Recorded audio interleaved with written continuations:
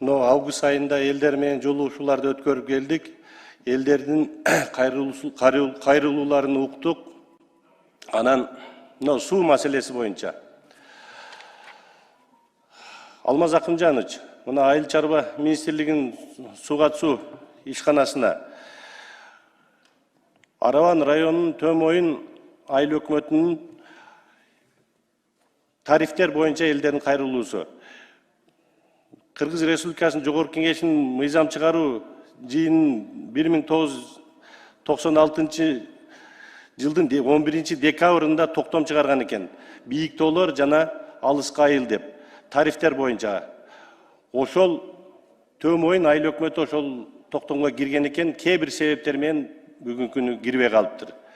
Элдин сууга суу жетишпегени аз келгенди сааты менен берет. Ал жерде көйгөй чоң сууга суу.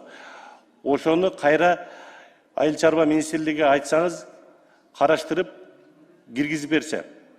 Элдер кыйналууда ал жердечи, тарифтер боюнча. Төмойын айыл өкмөтүндө. Ошол жерде эле приграничный Өзбекстан менен чектеш билесиздер. Керкидан каналы аркылуу Өзбекстан аркылуу Керкидан каналдан сууга суу менен ал жерден элдер пайдаланышат. 10 күн, 15 күндөн бери ошо суу келбей атыптыр. Азыр бир күн дагы элдерге, дыйкандарга оор болуп атат. Ошого протоколный тапшырма берип койсоңуздар. Дагы бир маселе, мына Кулатов айыл өкмөтүнүн Баглан орто мектебине капиталдык салымдар боюнча кирди эле. Ал бүтүп, каржы маселесиге келип токтоп калыптыр. Мектептин абалы оор, ошону тездетип берсеңиздер. Минфинге тапшырма берсеңиздер.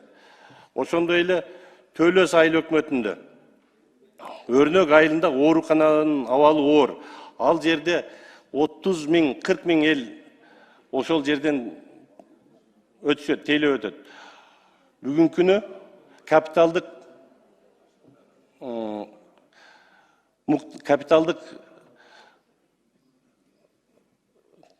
кайрадан эмеге муктаж. Ошол жердичи, ошону дагы карап берсеңиздер.